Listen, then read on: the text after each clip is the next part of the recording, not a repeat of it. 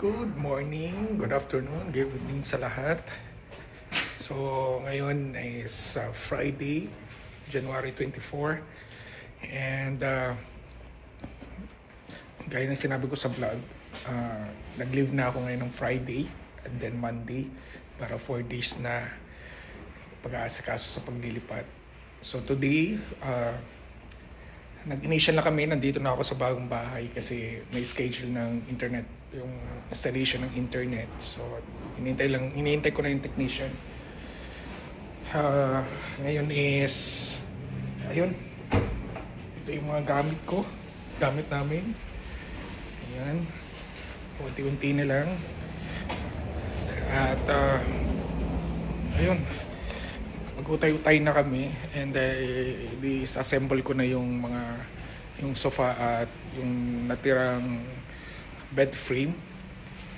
And para bukas,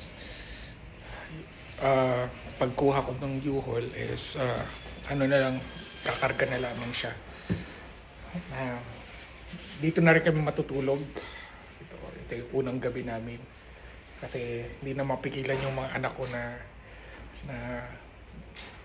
gusto na dito silang matulog. So pinagbigyan na namin, so we decided na dito na matutulog mamaya para ma-enjoy naman nila. And sobrang excited na ng mga bata. And, ayun, yun lang muna. Papakita namin yung i-share namin yung paglilipat namin dito. Kapasok ko lang sa bahay. Ayan, yung maliwanag.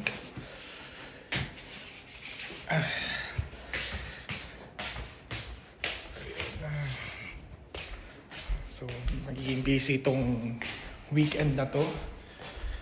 And buti na lang maganda yung weather ngayon. For the past, itong last week, this week at next week is puro single digit lang siya. Parang ang spring season eh. Ngayon nga nagtutunaw na naman, so maputik yung pero yung mga nakaraang mga linggo nag-blizzard, pero saglit lang yun, isang araw lang. Sobrang saglit lang yun. Lumamig rin ng sobrang lamig, but eventually naman naging okay na rin. Unpredictable yung weather dito sa Alberta, dito sa Edmonton. So yun muna po. Share namin kung mga kaganapan for day 1 at day 2. At wala pa kaming furniture. Nag-follow up na ako, so most probably the mga first week of February pa. Pero okay lang, at least masettle muna namin yung aming munang gamit. Tapos yun na. Sige, hintayin ko lang muna. Galing pa ako night shift, hindi pa ako nakakaligo. Sabi ko mamaya na lang maliligo pag na-install na yung internet connection. Baka dito na ako maligo. Para okay, ang asawa ko naman nag-file siya ng work from home. Ngayon, half day lang siya. Ngayon para mag-unti-unti na siya yung mga gamit, natitirang mga gamit. Sa kanya yung mga kitchen stuff. Akin naman yung mga natitirang mga gamit, damit. Ikakarga ko na yung isa pang TV namin, which is ilalagay ko siya sa baba dito, sa basement. So, yun lang muna po. At subaybayin yung aming vlog, itong episode na to sa aming paglilipat. Ito yung pangalawang balik. Kita nyo, more in mga damit ito. So, binaba ko lahat yung second row para magkasya lahat. So, inuna ko na yung mga damit. Totoo talaga na mas matabaho yung mga maliliit. So, yung makeup pa lang ng anak ko, 2 malaking plastic na. Take note na, 10 years old pa lang yan, puro makeup na. I know. And then, yan, binipit ko na lahat. Ayan na, pag medyo yung nilalabanan ko yung antok ko, yung pakiramdam ko na kailangan yung gustong-gusto mo nang matulog pero gusto-gusto mo rin kailangan may matapos ka. may ma-achieve ka ngayon. So, I think, ngayon ang goal ko is, baka hindi mo na ako mag-disassemble ngayon kasi parang wala na akong powers. Baka maaga tomorrow morning kasi tamang-tama naman 11 AM pa naman yung pick up ng U-Haul. So, I still have enough time para mag-dismantle kasi parang akala ko kakayanin ko, mukhang hindi ko kakayanin kasi yun nga, galing pa ako night shift. So, I think second, mga dalawang balik pa para ang inuna ko yung mga damit ng mga anak ko. Kasi nga, pagkagaling nila sa school, diretso na sila dito sa bahay. Para dito na sila. Hindi na sila manggugulo sa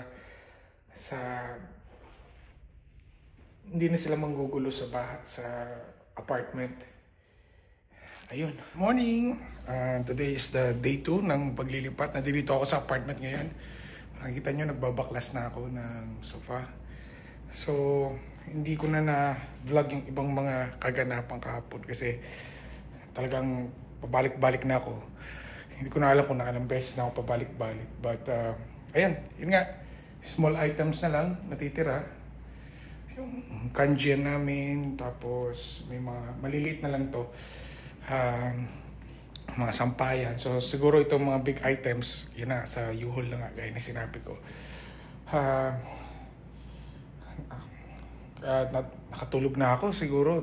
Pagkaligo ko, kumain, tapos pahinga lang mga 30 minutes din, natulog na ako kasi kailangan ko ng energy. Pagbabaklas. I think madali lang siya, the advantage lang dito sa IKEA. Buti na lang kinip ko yung mga manual talaga. Is madali naman siyang i-disassemble. I think magkakasya yung iba dito sa sasakyan ko. Kung magkakasya, ilalagay ko na lang siya. Or para mas maganda, isahang karga ko na lang siya sa nirent kong U-Haul. So, ayun,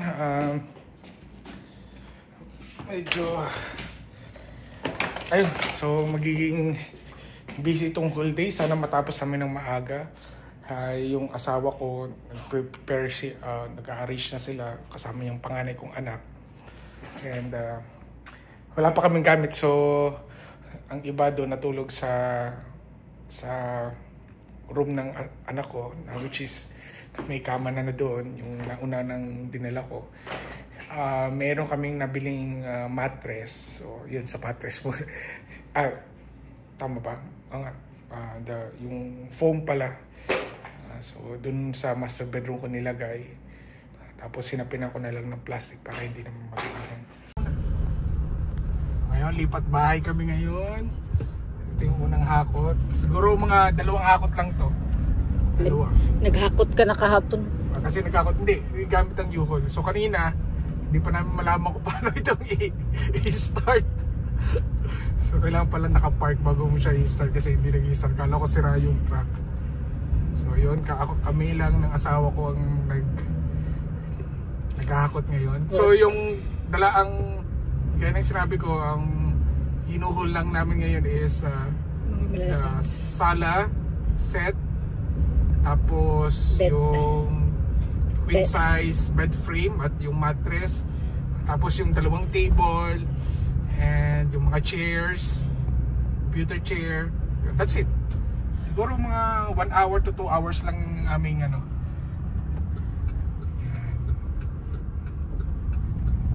So yun, kami muna ay maghahakot and hopefully matapos namin to hapon. Pag maaga kami, baka makapag-grocery na rin kami kasi wala na kaming julamens. May julamens, wala lang mga ricados. Ayun, wala daw mga ricados. So siguro matatapos kami ngayon, maaga kami matatapos ngayon. Kasi ang gagawin namin pagka nito, hindi na namin ibababa to, diretso na namin siya kung saan siya ilalagay.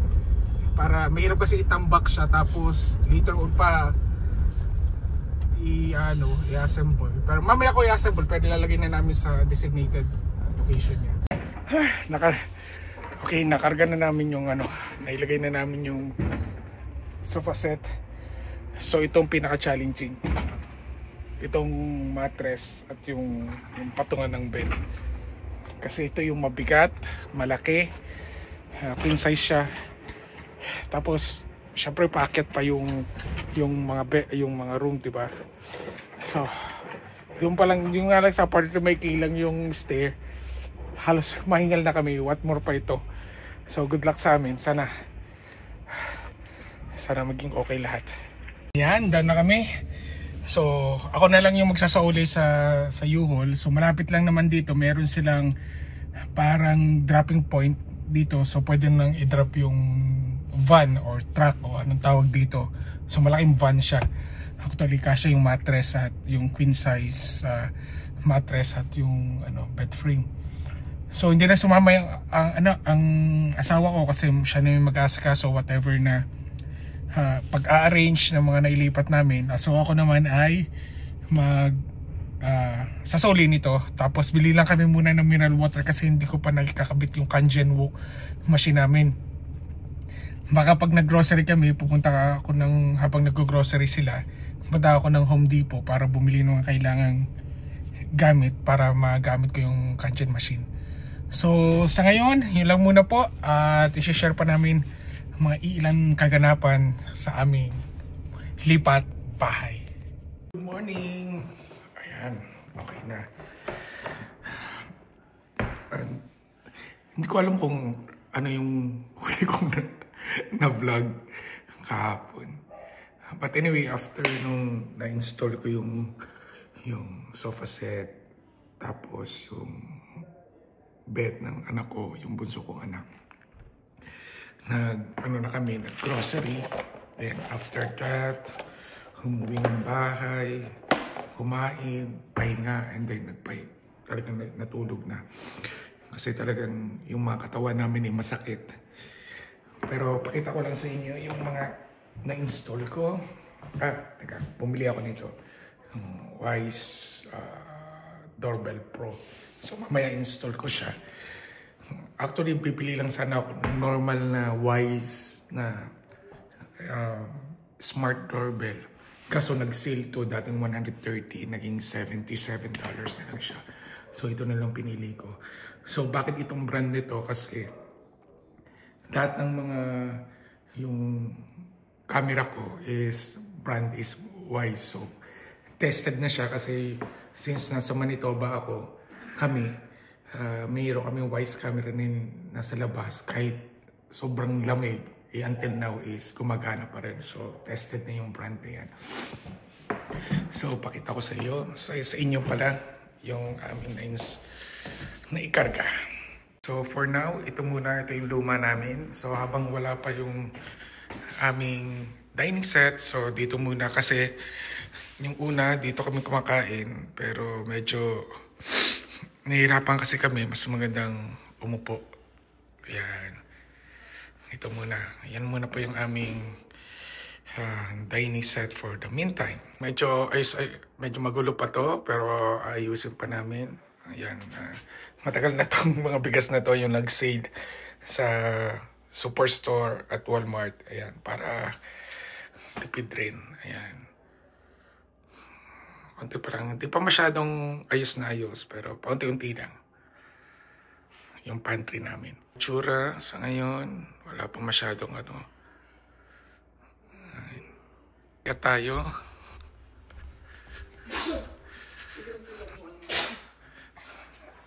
So ito yung aming sofa. Nanonood na naman ang anak ko. Ayan. So wala pa masyadong ayos, pero at least nadyan na yan. Ito yung sa bunso kong anak. Ito yung aming bed. Kaso bibigay na namin sa anak ko, lalaki. So para yung bago yun sa amin. Ayan. So in-install ko na rin siya ng kortina. So ayan. Yung kortina. Diba? Yung sa apartment Tapos kaysa bumili ng bago, total blue naman siya. So ayan. Anak ko. So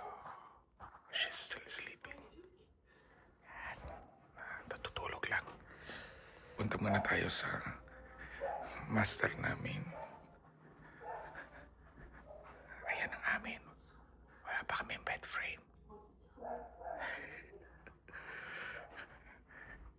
Ito yung aming walk-in closet. Nandito na lahat yung mga gamit. Pakita pag maganda na lahat. Ayan. Yung asawa ko. So, yan yung... Ayan na siya. So, medyo wala pang mga abubot. Pero, until, one by one lang. So, yun. Yun lang muna. Bumili na kami ng... Nag-order na ako ng... So, bala kasi namin gusto namin parang smart home siya. So, bumili na ako ng smart lock para hindi na kailangan ng susi. So, key code lang. Ito na, smart doorbell. So, hindi ko na kailangan bumili ng mga surveillance camera kasi gagamitin ko yung Wisecam, existing Wisecam. Pag medyo nagtuloy-tuloy yung ganda ng panahon, so ilalagay ko na siya.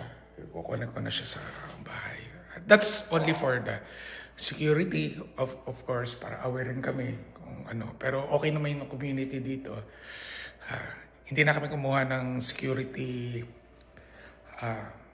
services sa mga company dito.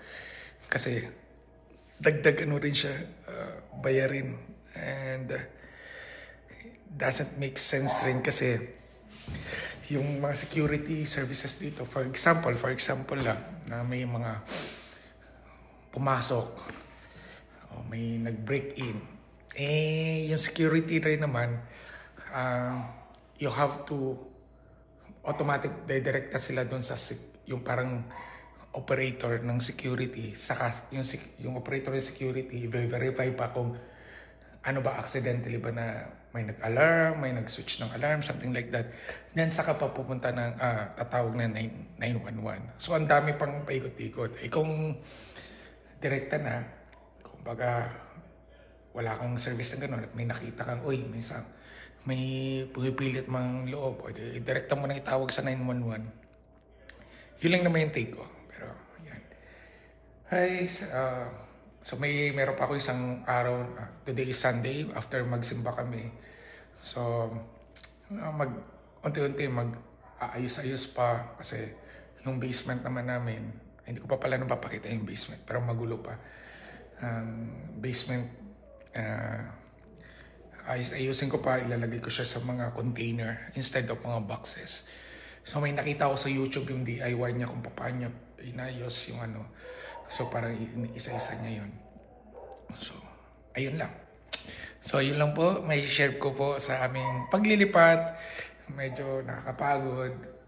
Pero worth it naman siya. So, at today rin pala yung schedule ng cleaning ng apartment namin. So, gaya na sinabi ko sa vlog, kumuha na kami ng cleaning services. Kasi hindi na talaga kakayanin na kami pa yung maglilinis ng apartment. Mas magandang ibigay na namin sa cleaning services and para pulido talaga. So yun ang kanilang forte. Gusto man namin kami maglinis yun, pero may mga area kasi na carpet, yung sa stairs na carpet, kailangan medyo steam clean siya. Yung tinatawag steam clean. So ibibigay na namin doon kasi para hindi na rin kami masyadong ma-stress sa paglilinis. So yun lang po ang aking episode na aming paglilipat. Sana nagustuhan yung episode nito. At sa mga hindi pa nagsusubscribe, please subscribe para updated kayo sa aming vlog. At pakisuportahan nyo rin po yung vlog ng aking kapatid na nasa London, Ontario. Ito sila yung nabanggit namin na yung path dapat nila ay student pathway. And luckily, na-accept na sila sa school sa Calgary. Tapos luckily na meron silang, buti na nag-open sila ng mga profiles sa iba't ibang provinces. And na-nominate sila sa Ontario as PR.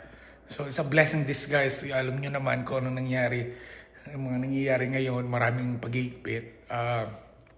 Ayun nga, maraming pag-iipit. So talagang sabi nga namin, you're so blessed.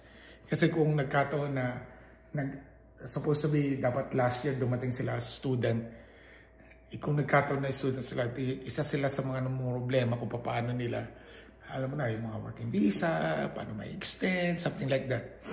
So panoodin nyo po yung kanilang journey, supportahan nyo na rin po sila para ma-inspire po kayo, magkaroon kayo ng idea kung paano yung buhay nila. Baka may mapulot kayong idea sa paano pag-apply dito sa Canada. For the meantime na, sa ngayon, medyo mahigpit, pinahigpit nila, nagbawas. So panoodin nyo na lang yung mga ibang mga vlogger na nagdi-discuss about the changes ng Canada. Ako kasi mahirap mag-discuss ng ganyan kasi masyadong kailangan yung ano mo yun, pinag-aralan mo yung bawat detalye. Mahirap na magkaroon ng misinformation about yung mga kaganapan dito sa Canada. Okay, muli po, maraming po salamat at thank you po ulit sa pagsuporta sa panonood ng aming bahay serye. Yun. Vlog Barriers. So marami pa tayong magiging update. Babalikan namin po kayo. I-share namin kayo kung ano pa yung mga pagbabago, ano pa yung mga changes. Pagbabago, change. So yung mga nadagdag dito. So ayaw namin biglain na bili lang bili. So we make sure kung ano may mga bibilin po namin is dapat yung talagang pinag-anuhan namin. Pero ang bala ko, para yung tawag ko doon yung entertainment area. Siguro maglilibat-libat kami sa IKEA para magkaroon kami ng idea ano yung pwedeng ilagay. And yung bunso ko gusto niya magkaroon ng floating shelves. So, let's see, titingnan natin parang redundant. Tingnan namin kung ano yung magiging may add namin, but sa ngayon we want na maging minimal lang, yung minimalist yung mga gamit namin para hindi siya masyadong masikip tingnan yung bahay. Hindi naman kalaki ang bahay namin, but gusto namin pagdating medyo maluwag siya. Okay po, muli po, maraming salamat, mabuhay po kayong lahat, mag-iingat kayo palagi ha. At wag kalimutang magdasal at magpasalamat sa Panginoon, and humingi lagi ng tulong kung kailangan. Muli po, kita-kita muli po tayo. Ciao!